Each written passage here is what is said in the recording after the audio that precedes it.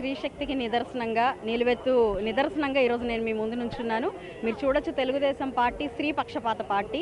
మొదటి నుంచి కూడా ఈరోజు ఆస్తిలో సమాన హక్కుతో ఆత్మగౌరవంతో ప్రతి ఆడపడుచు, ఆంధ్ర రాష్ట్ర ఆడపడుచు ఉంది అని అంటే అది అన్న నందమూరి తారక రామారావు గారి వల్ల, తెలుగుదేశం పార్టీ వల్ల సాధ్యపడింది.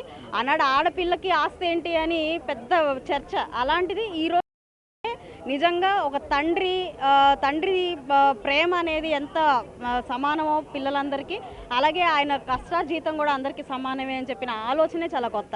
ఆ తర్వాత మన మన చంద్రబాబు నాయుడు గారు వచ్చిన తర్వాత చిన్న చిన్న అంశాలు, అంటే దీపం పథకంతో ఆడపిల్లకి అమ్మ కష్టపడకూడదని చెప్పి కానివ్వండి, స్త్రీ సాధికారత వైపుకు వెళ్ళాలి అని చెప్పి డ్వాక్రా సంఘాలు తీసుకురావడం కానివ్వండి, స్త్రీ శక్తి పథకంతో స్వేచ్ఛగా తిరగాలి అని కానివ్వండి, ఇలాగ అనేక అంశాలు, ప్రతి పాలసీ కూడా మీరు స్త్రీ చుట్టూ తిరుగుతున్న పరిస్థితి ఉంటుంది.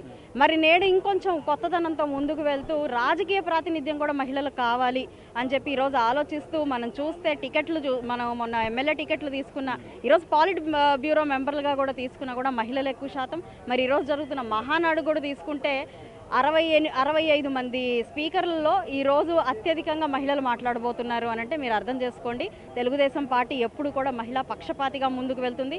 రాజకీయ ప్రాతినిధ్యం ఇస్తూ సమాజంలో రాజకీయంగా కూడా మహిళ ఎదగాలి అని చెప్పి సమాన హక్కుల్ని కల్పించే ఏకైక పార్టీ తెలుగుదేశం పార్టీ.